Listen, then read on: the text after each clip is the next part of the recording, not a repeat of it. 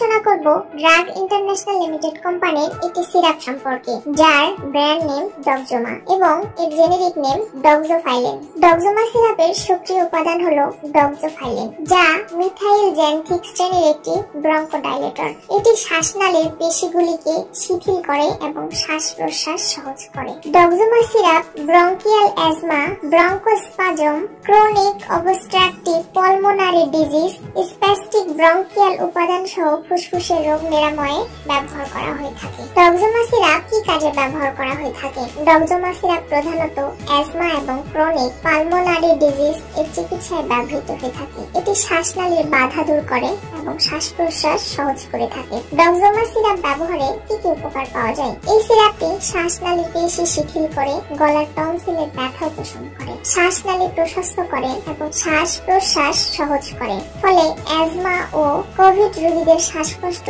কমে এবং শ্বাস প্রশ্বাসের গুণগত মান উন্নত হয়। কাশি, চর্মরোগ, অ্যাজমা, নিউমোনিয়া, জননতন্ত্রের সংক্রমণ ইত্যাদি নিয়ন্ত্রণে ব্যাপক ভূমিকা পালন করে থাকে। ডক্সোমা সিরাপ গর্ভাবস্থায় খাওয়া যাবে কিনা? গর্ভাবস্থায় ডক্সোফাইলিনের নিরাপত্তা সম্পর্কে পর্যাপ্ত তথ্য নেই, তাই গর্ভাবস্থায় এই ওষুধ সেবনের আগে চিকিৎসকের পরামর্শ নিতে হবে। ডক্সোমা সিরাপের পার্শ্ব প্রতিক্রিয়া।